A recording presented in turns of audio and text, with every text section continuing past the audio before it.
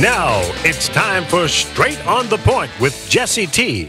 from some undisclosed location somewhere in the world. Now, ladies and gentlemen, here's Jesse T. Well, it's good to be back with you on a Tuesday in Southern California. And another tremendous day weather-wise here. Living in paradise, it's the Brown Beauty on duty. Jesse Torrero as he gets psychedelic in the headphones. I like it. Bring that volume up and down. I feel like I'm on a roller coaster of acid and LSD, especially with that carpet in the back. I feel like, where am I at? 1965? I got the circly whoop-de-doos back here. It's driving me insane. I've been, trying to negotiate with upper management here, the elite management here to get rid of that carpet in the back. The carpet in the back that looks like you're on an acid trip. I've been trying. I don't know about you guys, but that thing just drives me insane in the membrane. I feel like Cypress Hill because the carpet in the back. Look at, I feel like I got these wavy things and what am I, a drunk dolphin in an ocean? I mean, it drives me insane. Well, we got the doorbell ringing. It's a trick or a treat. I don't know what it's going to be, but we're going to meet who's ever ringing our doorbell. I feel like I need a bell. Ring my bell. Ding, dong, ding, ding, ding, ding, ding, dong. Hey, it's the Brown Beauty back on duty. We have a special guest, Claudio Raymond, coming in here, and he's beating the traffic.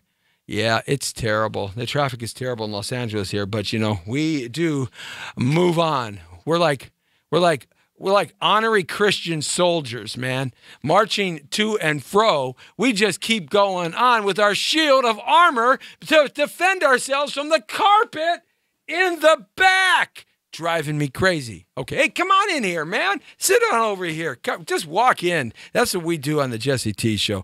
Yeah, man. Claudio Raymond is in here. He's going to be talking about all his good stuff and all the cool things that are happening. Saying hi to Deshaun McMillan. Thanks a lot. And Rich Schitz. No, it's Rich Schutz. No, it's Rich Schultz. No, it's Rich Schutz. I don't know. It's Rich. It's Richie, yes. I was extremely lucky and was on the field for the movie Rookie of the Year. However, was not picked and ended up a stand-in for Daniel Stern. Hey, man, all right. Well, stand-ins actually sometimes get picked out of the flock to be in a movie, and they get a few lines, and they get their SAG card, and, the next thing you turn around, they're like making $50 million a picture like Brad Pitt. It does happen. But then again, somebody does win the California lottery every single week except me. And there's a reason why. The carpet in the back twists my fate around. See, I'm trying to get rid of the carpet, man. See, I'm working on upper management. That's a beautiful carpet. Oh, my God. Man, you were supposed to play along with me. Gosh darn it. He just blew my thunder, didn't he? Well, that's okay. It's so ugly, I have to get rid of it. Claudio Raymond, everybody. Yeah. Hey. He's in the house to be here, working it for you and me. What a great writer, director, producer, actor. He's got a brand new film. He's doing his whole self, so I'm really excited about this. We're going to play the trailer. What is the trailer website real quick so Lee, our guru of high tech, can find it for us? What is Okay, the best way to go is probably... It is, but... Why don't you type in Rococo Films, which is my production company, and it's right there on the front page.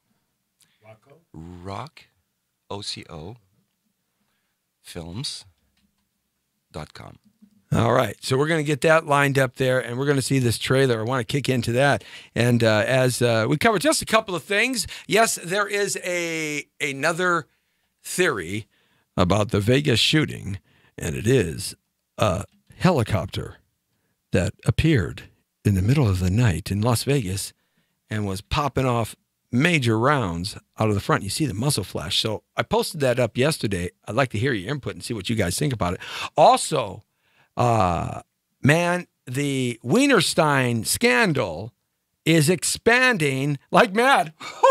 I don't know how expanded that Wienerstein can get. I think he probably has a little pencil neck geek. Remember, there was Freddie Blassie, the classy Freddie Blassie, the great wrestling coach of yesteryear. And he used to say, I'd take that pencil neck geek and put my hands around it. I'd stretch that pencil neck geek. That's what he talked about when he's talking about pencil neck geeks. Well, that's probably Wienerstein. He's probably like a little pencil neck geek. Anyway, I've been on him like white on rice. And you know me, Claudio, I don't pull any punches. You know? You sure don't. Hey, we met. Just let me say, the rats are scurrying, the roaches are scurrying as the light shines down on Hollywood, and the door opens up. Everybody's blaming everybody, and now there's a site called Me Too if you've been abused, and these are major A-lister stars and writers and directors, and that thing's going to spill over into politics and spill over to big business, finance. That thing is going to be spilling everywhere, so there's going to be some big names that are going to get pointed out, and it's going to be very interesting what's going to happen. Because you know as well as I do, many people don't know, but I'll let you know, I'm the co-director for about a year and a half now. I'm the director of the Coalition Against Human Trafficking and Pimping and Women and Children Abuse here in Los Angeles. And we actually cleaned up an area that was 100 years old of human trafficking and pimping in the Northeast Corridor called the Lancashire Corridor. Cindy Sauer and I, we actually got out there. It took us 5 years to clean that thing up of lots of work, and we saved some little boys and girls from sex slavery and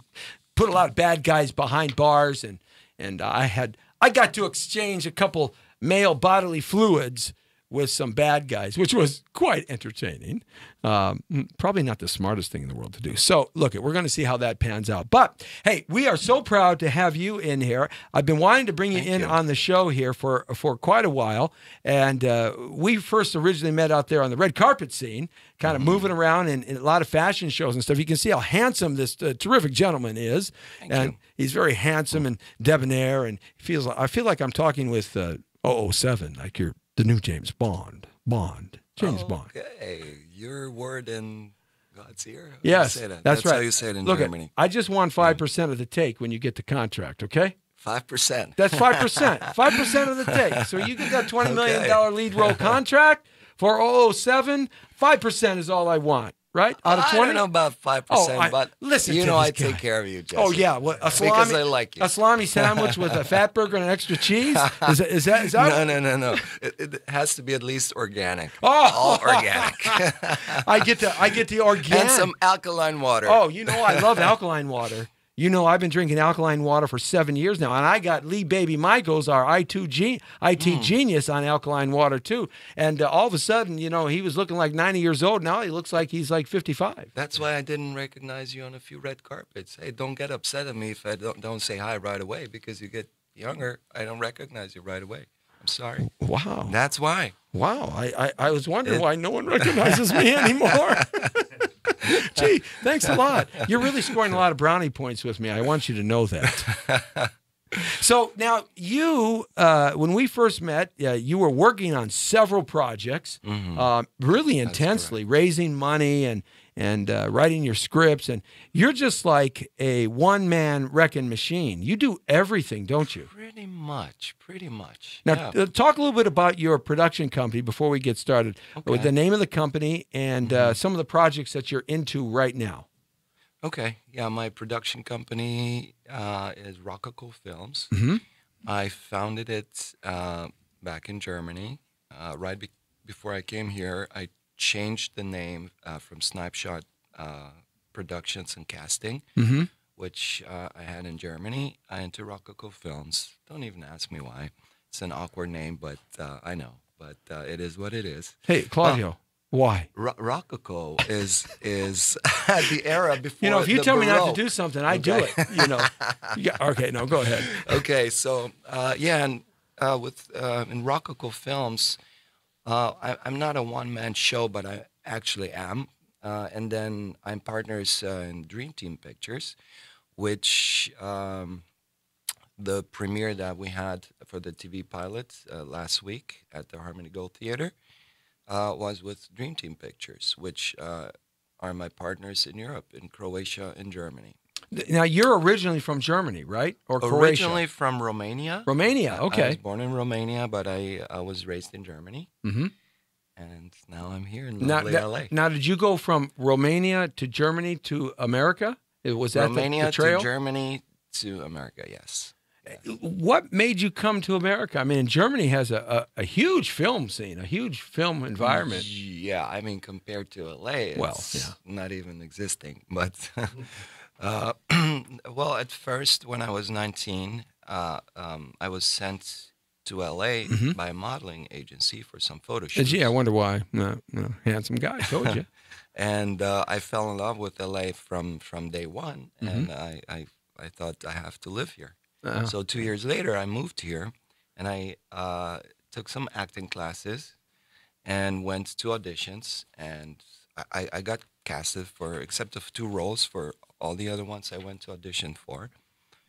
So I dropped off that pretty expensive the acting classes, right? Back then, yeah, because So and I acted in theater, right? Then I went back to Germany and made my way back to L.A. In 2013. So you've been kind of putting the nose down to the grindstone since you got back in 2013, huh? Yes. Yeah. Yes. I mean, because I see you everywhere. I mean, this guy is everywhere. He's one of those guys that shows up at everything, and he's everywhere, and he knows everybody when he shows up. He's got all the pretty girls, of course, around him, and but he walks in, and people know him. They're talking to you. I mean, your networking has really helped you, I imagine, in getting your production companies going.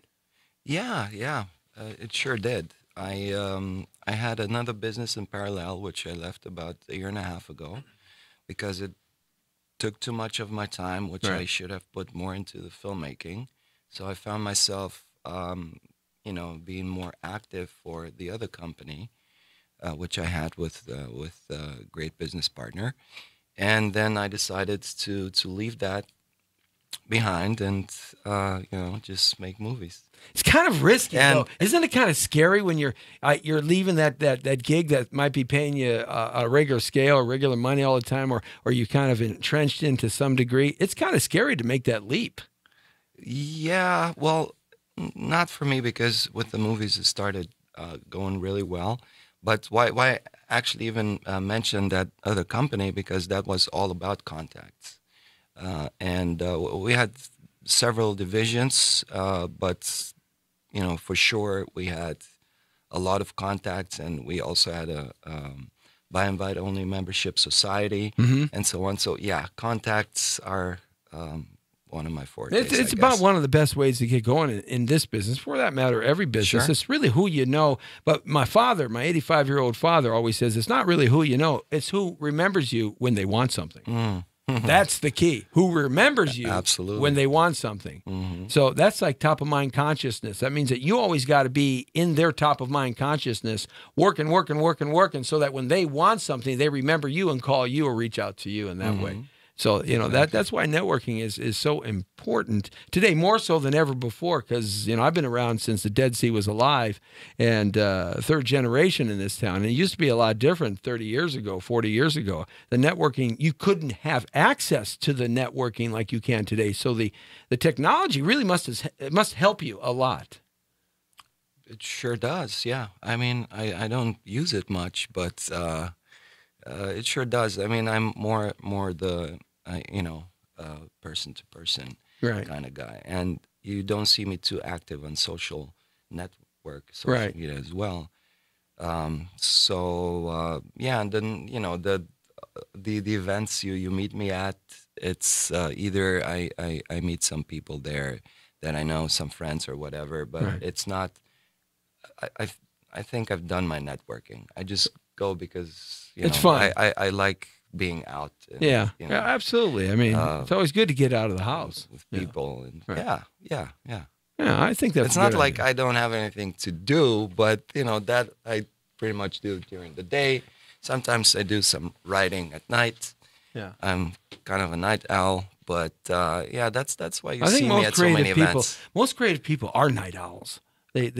For some reason, the brain does something at night. I think because the ambient noise of the world kind of subsides a little bit, and your life subsides a little bit, and everybody that's usually in the daytime with you is sleeping. I always used to say, hey, man, I might not be the best, brightest, fastest, strongest, tallest, quickest. I may not be the one with the best contacts, but there's one for sure darn thing I am. When you're sleeping, I'm still going.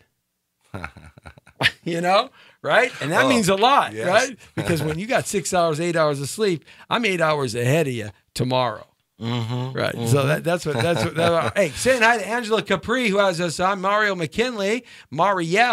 McKinley. She has us on. Oh boy, we're starting to get chimed in now. Hey, Angela, that's right. Whoa, Angela. She's one of our loyal followers and listeners and watchers, and thanks a lot. And we're watching you. Delham Waters, Deshaun McMillan is checking in. Norma Sanchez says, "Hey, Jesse, I hope it's all well." Also, we can't forget about our Instagram people. I can't read Instagram because it's just too small over here. But, Brad Hunt, man, the big hunter, the huntsman, Brad Hunt, Horizons 1. Yeah, baby. Oh, yeah, putting together a brand new bank. It's going to be cool. Brad Hunt and the producer of many of us. You know Big Brad? Yeah. Brad. Yeah. Brad's bad, dude. Brad, the bad Hunt. The bad Brad.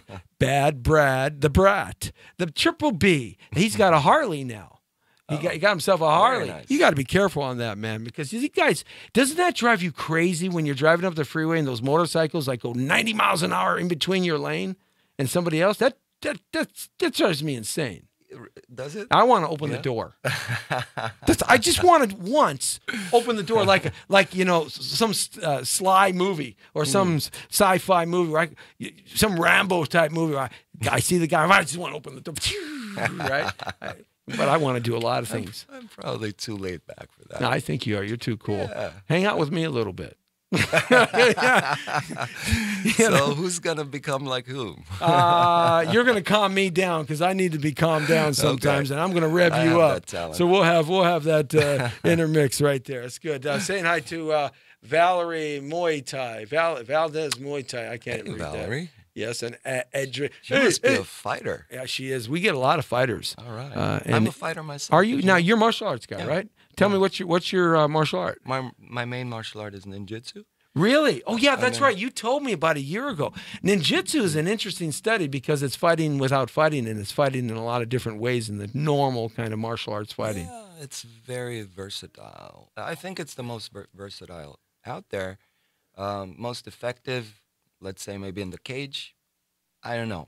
Well, the cage has rules. You can't do this, you can't do that. But, it's that's why I'm more versatile than that myself. Yeah. I've done Muay Thai, and I've done Kung Fu, and I've done Taekwondo as well. Yeah, Wing Chun is mine. Wing Chun, boxing, and wrestling. Yeah, Wing Chun. Yeah, Wing Chun. Wing Chun like 2 years. Yeah, parallel. 30 years. 30, nice. 30, yeah, and yes, you've mentioned that. Yeah, and boxing probably for 10 years, and wrestling for a good 10, 12 years in junior high school, and college. Yeah, so you're an all-rounder yourself. But I have a really great martial art. You want to know what it is? Hey, man, look over there. Boom! I run real fast that way. The martial art of fast feet. Hey, yeah. And it's not Benny the Jet Yukitas fast feet or, Don the Dragon Wilson fast feet. No, or Bob Wall fast feet. It's Jesse Torrero fast feet. I'm like a cartoon that way. And nobody got hurt. Everybody's happy, right? And I go home. Oh, that's right. Absolutely. But, martial arts is probably a great discipline for the film industry, isn't it? Yeah. I mean, as an actor, for sure. Why is that? Because if you need martial arts in one of your roles, you're able to do that without months and months of special training. Now, does it have something to do with, martial arts training takes great focus? You have to have focus on what you're doing. And when you're acting on a set or scene or stage or whatever, you have to have great focus. Yeah, definitely. Right. Because if you don't, then you get sidetracked by everything. Exactly. Yeah, we had a guy in here. He came from another part of the entertainment world, Nick Manning, and he was, oh, Nick, remember Nick? Yes, Nick Manning said, every time he had the scenes that he had to do, he had to smoke some pot. Right? He had to come in a little bit buzzed, and then he could, he would focus everything out, and it would just be what he was doing. And he was never drunk with it, you know, or that. But if he didn't do that, everything bothered him: the lighter, the gaffer, the gripper, the cable puller, the assistants, the ads, everything bothered. He saw everything when he didn't smoke. Okay. Do you have not to say you smoke pot, but do you have a natural process that you go through when you're acting? You know, is there some metamorphosis that takes place with you? I mean, what's your process? Not at all. No, no. I don't need any drugs. Yeah. I mean, and you know, ever, or anything else. No. What do you do there. there? I don't even practice my lines. Yeah. To be honest. Really? Did I just say that? Yeah, I don't really practice my lines usually, because I can memorize very. So you're real quick. Yeah. And I just do it on the set. Yeah, I mean, I read the script and everything, but it's not like, you know, I used to, for the theater roles, to memorize the whole script. So, you know, I just do it before the scenes, and it works really well. Is it more natural that way? Does the scenes come to you more inspirational and natural that way than if you prepare? I don't know. I mean, I prepare as far as, you know, getting into the mood, into the role, into the character, but as far as lines go, you know, just before the scenes, and it works. I don't need any preparation. I went to an audition once. I was in Germany. It was for some theater something, and there was a guy in there, you know, doing some push-ups and, you know, some breathing techniques and all that, and I thought that was just really funny. Yeah. You know, when you're coming up through the business and you're on the acting side, you see a lot of crazy, weird things that people do, and a lot of crazy, weird things that they're taught to do that really are just kind of a needless waste of time and a taking of their money, especially when you're talking about acting in front of a camera, in film, TV, whatever. You know, it's the nuances that happen. It's not the big things. The stage, of course, is real different. Stadium acting is real different because you have to be big, bold, brash, and beautiful out there. Otherwise, no one's going to see you or hear you. So your movements, like, you have to be huge, you know, where in the stage, where in the film, you just raise an eyebrow, and that says everything. Exactly. So it's actually being calm and in the face and calm in the body and allowing that to come through. I think that's the easiest way. An old acting coach of mine, Guy Stockwell, the only acting coach I ever had was Guy Stockwell. I was with him for 25, 30 years. And he became a mentor and a friend of mine. I actually loved Guy very much. He had been my dad's age had he still been alive. And he used to say that the only thing you need to do to prepare on the set is remember where you came from, where you want to go, and why you're there. As simple as that. And understand what the story, what the script is about. It's a Western, it's a sci-fi, it's a love story. It's, you know, in the ocean, in the mountains, or on the moon. Just kind of understand the direction of the storyline, and that's it. Bang. Go there and do it. There are some characters in you know, some movies that require more preparation. You know, if it's a historical figure, or, you know, something like that, or something like more intense, like Christopher Walken. Oh, I love Christopher Walken. Prepares really well, and he tries, like, you know, the same line like 3 different ways, and, you know, things like that, and then there's that guy that. De Niro, what's his name? Hoffman, Walken, Pacino, they all came out of the New York acting scene at the same time. That whole group of guys came up at the same time. So they were all taught by Lee Strasberg and the method acting, whatever that was. And then they, of course, over the decades and decades have put their frosting on top of the cake. You know, my Sifu says that in Wing Chun, as soon as you start learning Wing Chun, he starts having you teach the new students that are coming in, even if you aren't at any high level, just teach them what you know. He knows what you know, so he tells you to go teach them that one piece, right? And his reasoning is that you don't really know what you know until you can teach it to somebody else clearly and understand, and they can understand and get it from you. It's just a little logical. Good way, yeah. You know, and so you have to be able to put it, instead of like in boxing or any kind of martial art, you start off with this grandiose idea of what you think you should be in that martial art. And you maybe emulate some famous stars or some people that you know or whatever, and you're actually not the martial art yet. It's when the martial art becomes you. That's when you are a martial artist. When it's you and not you portraying the martial art.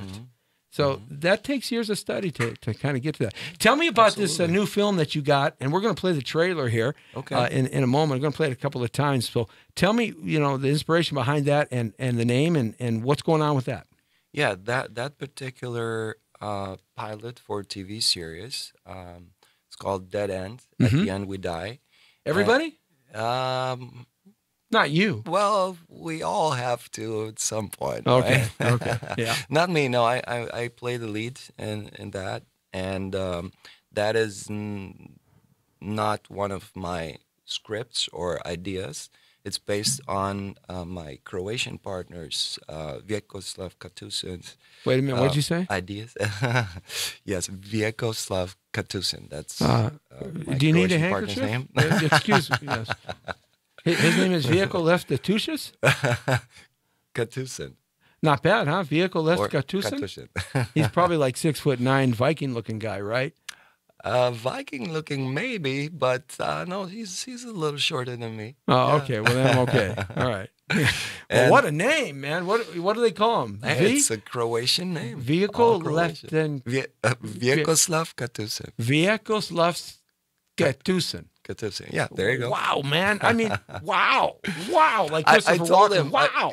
Wow! Right. I told him to, maybe consider an artist name or shorter one, something that, because actually the spelling is VJE blah blah blah. So Americans would pronounce it Vjekoslav, right? But would you say Vjekoslav? Is that what you said? Wait a minute, I'm sorry. No, he's sticking to his name, which is beautiful. It's Croatian, it's and beautiful. He's a star in Croatia. Everybody can pronounce it there. So if I went to Croatia, I'd just be bastardizing the language, something terrible, man. I'd be telling Vjeka Jakov, and I'm saying, oh, Lord, I'm going to have, you talk about having to run. I'm going to be having to run everywhere. I think I would just kill the language, even if I tried to learn it. I have a hard enough time with English, let alone any other language. So what do you speak, like 3-4 languages growing up in Europe? Fluently 7. 7 languages? Okay, I'm going to put you on the spot right now. All right. Can you tell me about how nice it is to go to Malibu in 7 different languages in 4, 5, or 6 sentences? Okay. All right. So how nice it is to go to Malibu. Yeah. How nice it is to go to Malibu. Okay. And bask in the sun. Okay. Romanian. Este foarte frumos să te duci la Malibu și să te întinzi la soare. That's Romanian. Okay. I like that one. That's cool. Okay. So what else? Hungarian. Nagyon szép menni a Malibuba, és in Malibu, they do have a lot of boobas. Boobas, right? Yes. Give me another language. Another one? Okay. Es ist sehr schön, nach Malibu zu gehen und sich in die Sonne zu legen. German? Yeah. Very good. Yeah, I know that one. how about I do it in a language and you guess what it is? Okay, let's do that. È bellissimo andare a Malibu e mettersi nel sole. Italian. Very good. Yeah. There you go. Not bad. Hi, mind you. Come on now. That's 4. Está muy bien irse a Malibu y ponerse en el sol. Oh, I love the ponerse el sol. That's Spanish, man. España, Castilian. Hey, Torrero, please. Yeah, of course. Come on. Spanish-Italian name. Okay, I got you. I'm doing pretty good, huh? I'm going to win the... Pretty good. Hey, behind door number 1, I'm going to win that washer and dryer. That's for sure for Mama T. We need a new washer and dryer, so I'm going to win it, baby. I'm going to win it. Right, go ahead. Number 6. Oh, okay. Croatian. Ja volim da idem u Malibu i what's that in Croatian? Sunbathing or something like that, right? I like that language, man. You got some English in there. Ja volim da idem u Malibu u suncu. Unsosu. That sounds like something I want to eat. Give me some of that unsosu with some hot sauce on there. Okay, last one. Don't tell me what it is. Last one. Okay, what did I? You got 6. One more. It's nice going to Malibu and being in the sun. Wait a minute. What is that? Wait. Oh, God, that's like a mind blender here. That must be that old dirty American English. You got it. It certainly isn't. I'm glad you identified it as such. Yes, as American English, not like German accent English. No. Okay? You actually pulled it off pretty good, man. All right. Thanks. 7 languages. You know, the only thing I know in saying 7 languages gets me in a lot of trouble with girls' dads. Yeah, the brown beauty's on duty in 7 different languages. Oh boy, I've been to 43 nations, so you know I planted that trouble zone That's everywhere. Twice as much as me. Yeah, well, nice. some nations they ask me never to come back. So we want to play that trailer right now, and so this is from a project that you and your partner presented and put together, and this is a trailer for a TV series. Yes. And is it a police drama? Is it a sci-fi? What is it? It's a crime story. It's kind of like Sin City, but in color. Okay, cool. Kind of like Philip Marlowe, kind of. Oh, like I love Philip Marlowe stuff. Starsky and Hutch. Oh, Starsky and yeah, baby, I love Huggy Boy, Starsky and Hutch, and the oh man, I love. But it has that dark feel. It's like that film noir type of feel of Sin City. So do we have that lined up ready to go? Okay, did it pop out? Okay, no problem. So when you were putting this together, now this is the trailer. Are you farther down the road? Are you actually in the process of producing several pilots now? Actually not. No, this is my only TV project I'm involved in. Right. And again, it's mostly all to him, to my Croatian partner, based on his idea. Right. In Croatia, he's got. So you guys are in the process, best like team and all that. So he put that there together, and whatever, American, European project we have, then I do my part here. Right. Okay, I got it. So you're looking for funding still for like? Oh, absolutely. Yeah, we have series? several projects now. Shooting a horror movie. Yeah. In the middle of the shoot of a thriller. Wow. Yeah, those are just the projects there, and then I have the projects here. Wow, that's great. With Rococo Films. Can you give me a job? All right, so we're gonna play. This trailer is called Dead End. At the End We Die. Dead End. At the End We Die. Okay, go ahead. I'd like to see it. Can you turn around? Did it kick in?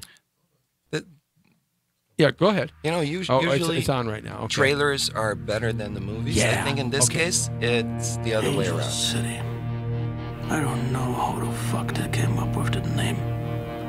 Maybe they meant the spirits of all the dead the city has claimed. Sure, I know angels here. Nothing but crime, corruption, and death. Angel City is more like hell on earth.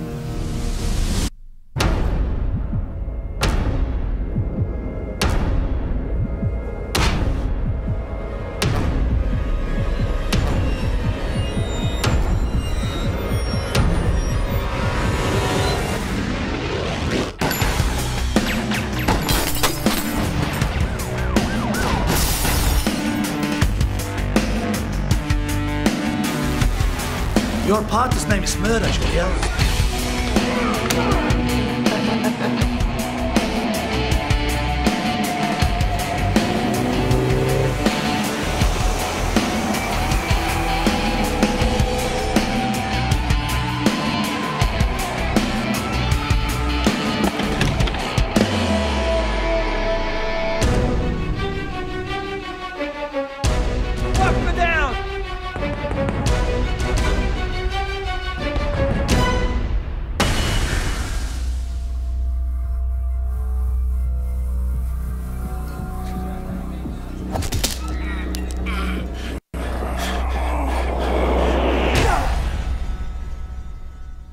Oh man, that is so cool. We're gonna play that again before the half hour is up, the last part of the show. That is wicked, man.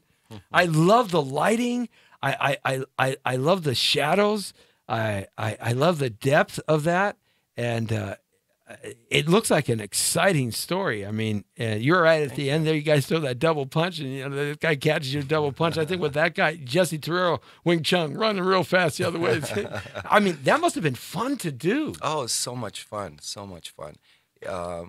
Yeah, I mean, the trailer is nice, but it was made out of the very first material that we got right after shooting, so we can, promote it, because we had all the attention on Croatian media, German media, not quite like in Croatia, Austrian media, because that femme fatale in the film is Austria's biggest star. She is. Yeah, she's as a singer mostly. Right. She's like Madonna, let's say, in Austria, and Nina Stern, and also Swiss media was all over. So us, the EU was coming out for you. Yeah, definitely. So we needed something to show as soon as possible. So that was put together from the very first material, raw material that we got, and it's not you liked the depth, the color depth, and all that. Well, the finished pilot is way more intense than that, because we had the time to do the right color grading and all that. So now, do you have? So that's one of the very rare cases where the movie itself, or the film itself, is better than a trailer, than the trailer. Yeah, it really is, because the industry has shifted where the trailers become such magnificent pieces. And sometimes the film doesn't live up to the trailers. Yeah, that's in many the cases. Case. Yeah, in mostly the case. Yeah, many cases. Yeah. But when your film this is the other way around. Well, the trailer was awesome. I love the trailer. Yeah, we had amazing feedback at the premiere, at the screening. Well, you didn't get any feedback from me. I know, Jesse. It was such a busy time of my life. Before that, I don't know how I missed not inviting me. Oh my God! One of my dearest friends I keep meeting on the red carpets, and I didn't invite him. You know me. I'm always going to throw the fuel on the fire every chance I get. I'm going to dig because I don't ever want to forget again. Well, if you do, I just won't let you. That's okay. So that's Dead End. I like the name, Dead End. At the end, we die. I mean, what a twist. It's sort of like an oxymoron, dead end, and at the end we die. I mean, so you said that the pilot is already done? The actual pilot? Yeah, we had the screening. 30-minute or 60-minute? 25 minutes. 25 minutes, so it's a half-hour pilot. It's a half-hour pilot. It's as long as every I'd love to episode see will that. be. I'd love to see that. Yeah, we have the scripts for another 3 episodes, but man. it's not a big deal to I could dig that. do the rest. But this one, I mean, it's gonna be rated R. That's all right, because there's a lot of violence and false nudity language, some nudity, exactly. Right. So it's not for every every network out there. Right. Well, you're going to have some. It's all going to be done with great artistic. For sure. Yeah. Absolutely. Overview. Absolutely. Absolutely. Yeah. And every episode gets more and more intense. That means they're not going to have me do any nude scenes, because if it would be rated like PG-47. They create a new rating. You're funny. Hey, not if you keep drinking that alkaline water. I don't know if it's going to help on those parts of my body. Thank God. Please help me, Lord. Thank you. Talk to God in 7 languages for me, because he's certainly not listening to me. So tell me about some of the other movies. Red to Black, that's in pre-production right now. Is it, or is that already done? Red to Black, that's a movie I acted in, and that's still in production. Right. It's not one of my movies. Right. But, so you had a good role in there. Yeah. As a vampire hunter. Man, wow. It's fun. Yeah. That's why I love acting. You get to be, Now, what's Land of Arcadia? That's a future project with Dream Team Pictures. Great. My Croatian partners. I like Among Us. That's a cool name. What is that? That's kind of cool. Yeah, that's something you did. Yeah, I acted in it. My role was not that big in that one, but the ones that I have in production, And for example, Exit Eden is my biggest project, Right. which I wrote myself, and it's kind of a modern day Cain and Abel story. Well, it's a modern take on Cain and Abel, I would say. It's like East of Eden gone modern, gone action, gone thriller.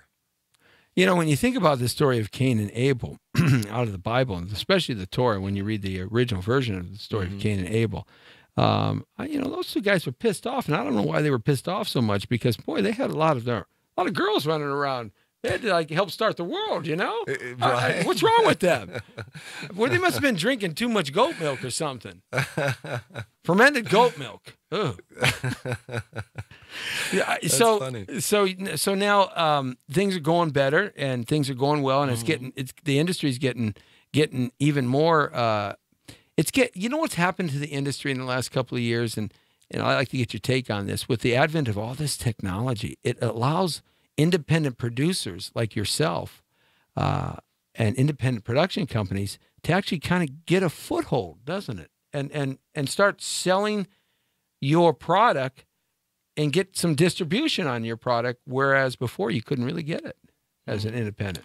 It sure has become easier in some ways, but I think competition is also bigger.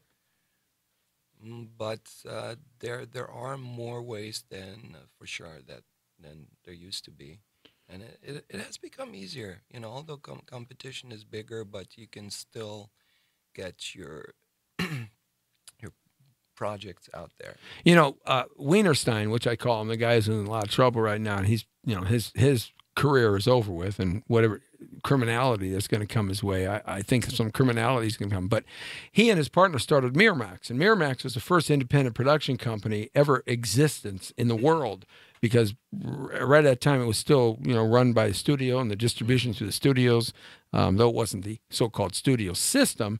But in the early 80s, Miramax was the first independent producer that found outside sources of money to create great project with A-lister, you know, movie stars and directors and producers. And, you know, their library just a couple of years ago, I was trying to sell it to a couple of international investors. Their library was about $3 or $4 billion they wanted for it, because they were trying to liquidate their library. And that's really what it's all about now. It seems like folks like you that I talk to, everybody's looking to build their library because of Netflix and Amazon Prime and stuff like that, and get as much product out there as we can. Like Max Searchy, you know, he's out there as a director, and he's making films after films after films, and they're all pretty good darn quality. They're really cool, and he's building a huge library, and then they package up that library, and then they sell that library to Netflix, 3, 4, 5 films in a row, and stuff like that. Is that something that you guys have talked about in your company? Yeah, talked about for sure. Right. I mean, since we do have several projects lined up, for sure. Yeah, absolutely. Yeah, I mean, that seems the way to go these days, rather than to get tied down with some. I mean, everybody would like the big budget film to come your way, of course, obviously, but unless you got, you know, Marvel behind you, or Spielberg or Lucas or Ron Howard, you're just not going to get that big budget, $60 to $200 million budget. Right. Yeah. I mean, my biggest project is 31 million. Yeah. Oh, and that's going to be a They range between 1.2 and 31. And what you can do today with you know, $1.2 million is pretty unbelievable. Oh yeah, especially with our team in Croatia. Forget about it. You forget about it. Hey, he's got that New York, man. Forget about it. That's right. Forget about it. Forget about it. How many ways can you say forget about it? How many ways, Lee, have you heard someone say forget about it when all those years you were in New York? I mean, because forget about it can mean a lot of different things. Forget about it. There you go. Yeah, you know, it's true. But, you know,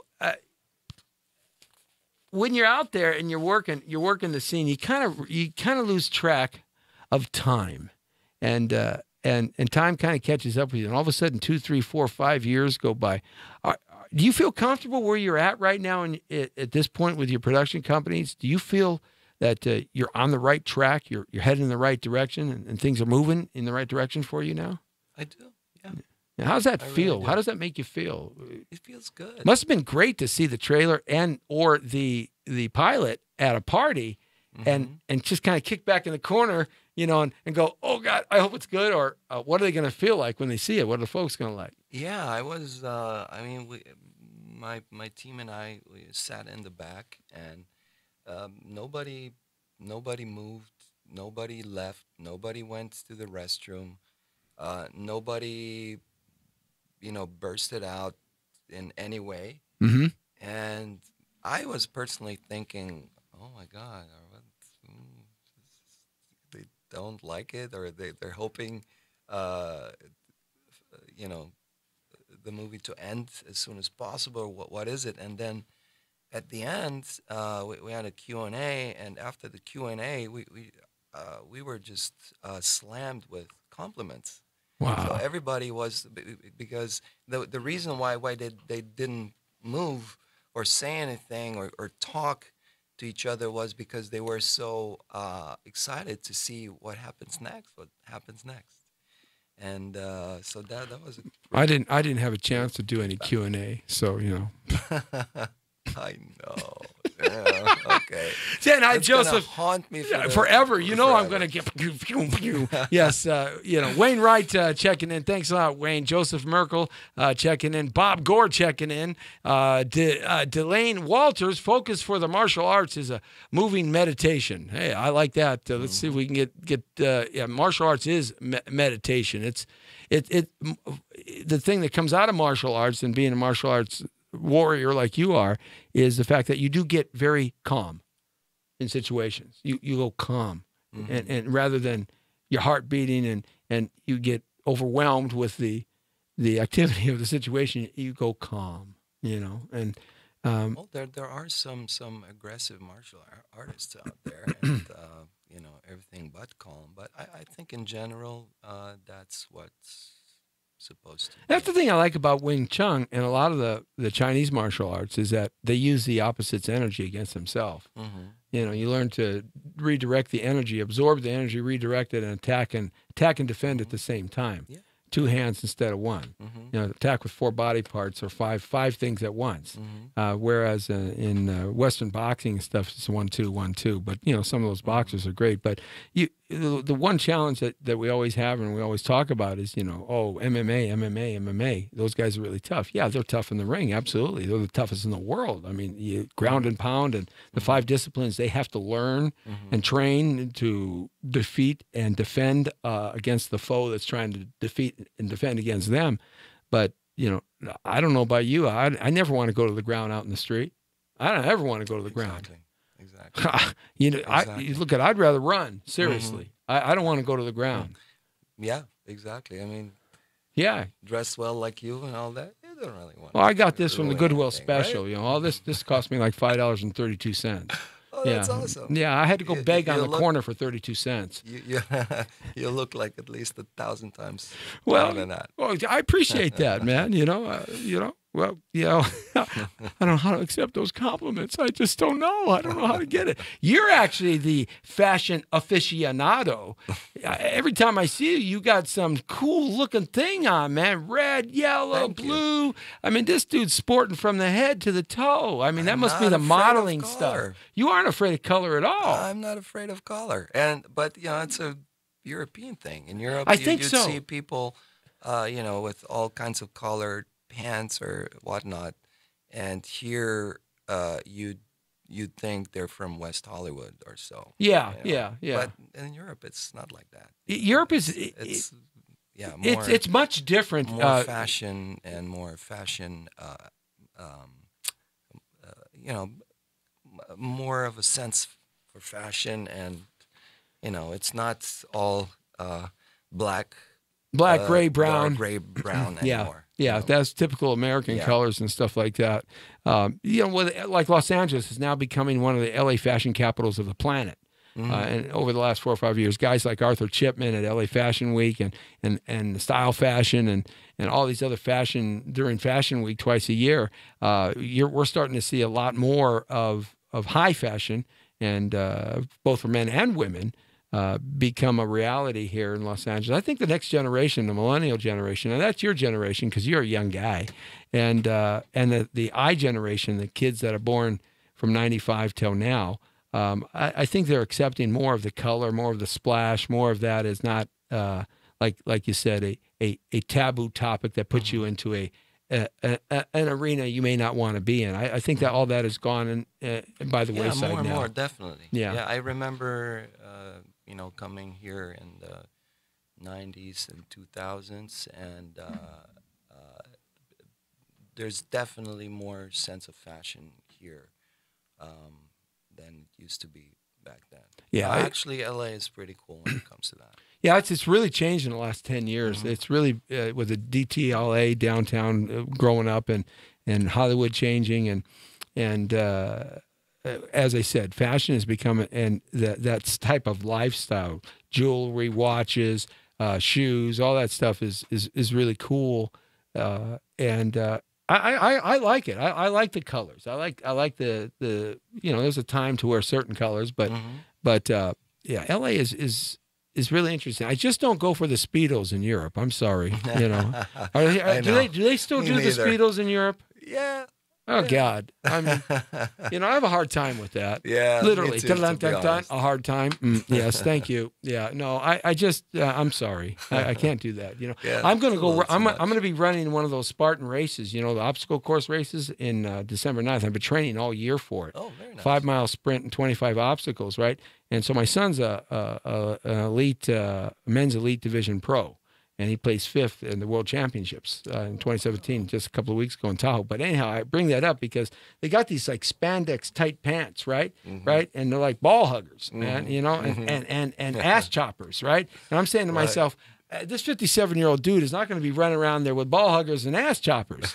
I mean, it ain't going to happen. So I told my son, man, I'd rather run in Levi's. I'm not going to run. I'll run with boxers. I mean, I'm not going to run with the ball huggers and the ass choppers. No. And he said, Dad, you can wear shorts over them. I said, oh, okay. I was really having a hard time with that. But those makes you run eventually a little faster because of the what do you call it? You're just trying to get me to wear something stupid and look really funny. That's what you're trying to do. I understand. It's a conspiracy here. The wind dynamics. Oh, thanks a lot. That's all I need is wind. Bob Gore's checking in also. Who else we got here? We got Kelly 134. We got Damaloa 3. And I can forget it. I give up. My glasses aren't strong enough. So in the next coming months, I mean, what's on your agenda right now? What is next for you? Well, like next is to get Dead End on TV. Right. Whatever. Netflix. Net cable, TV, net internet, right? Whatnot. So, that's one of the priorities. Mm-hmm. And then, of course, get the rest of the funding for some of the other projects, get other projects completely funded, attachments. Right. So, there's always something to do, always a lot to do. Absolutely, man. Absolutely. Of course, we got all the award shows coming up now, so I'm going to see you out there on the scene. I know that for sure. I want to play that. I want to play Dead End at the End We Die one more time because I really like that a lot. And we're running to the end of the show, so it's a couple of minutes, and then we'll chit chat a little bit. So let's play that one more time here. This is Dead End at the End We Die, and starring Claudio Raymond. City. I don't know how the fuck they came up with the name. Maybe they meant the spirits of all that the city has claimed. Sure are no angels here. Nothing but crime, corruption, and death. Angel City is more like hell on earth.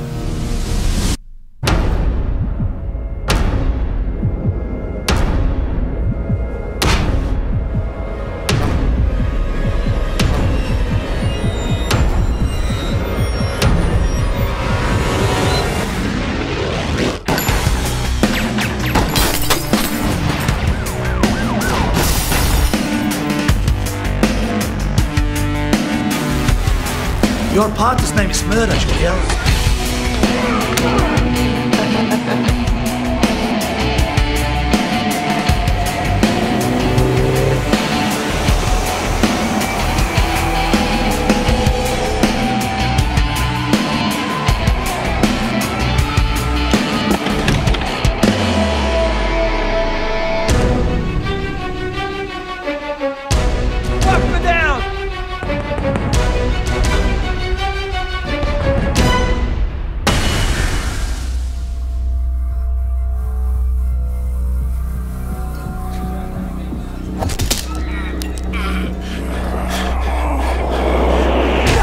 I just love that right there where the guy catches the 2 punches.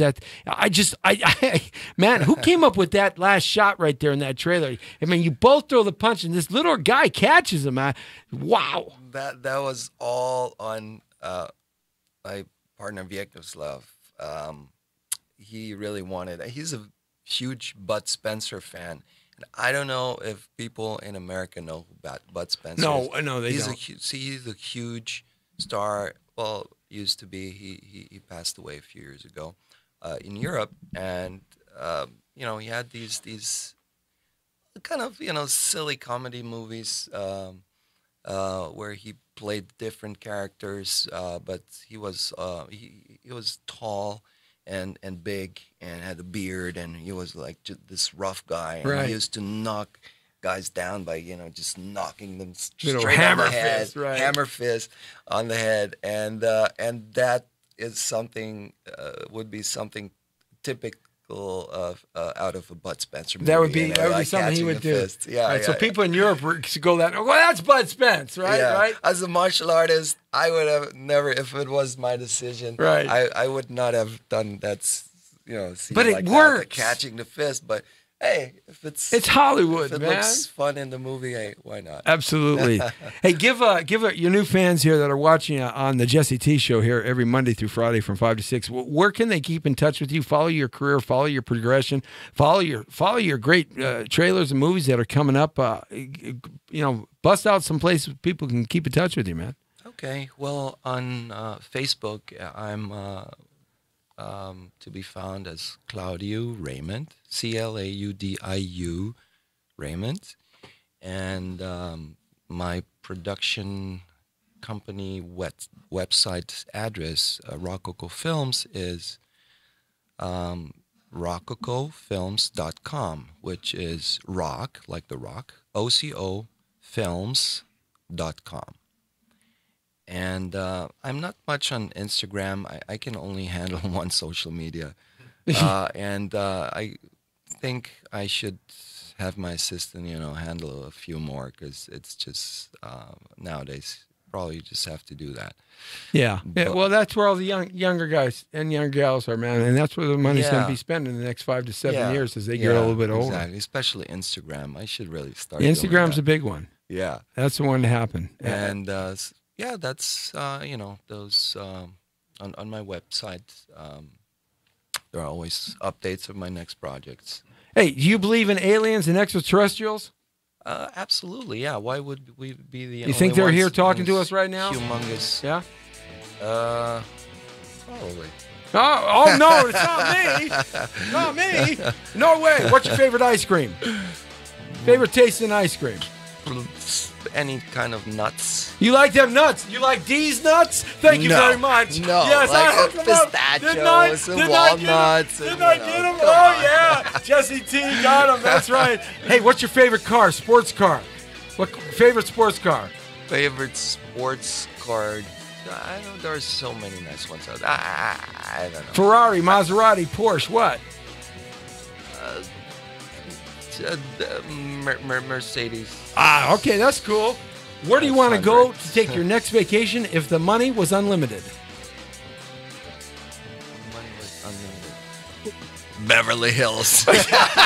Yeah, baby. Go to Cafe Roma, hang out with Sly and Arnold. That's right. Across the street to the greatest pizza joint on Rodeo Avenue. Jesse T Show. Well, let's say Monaco.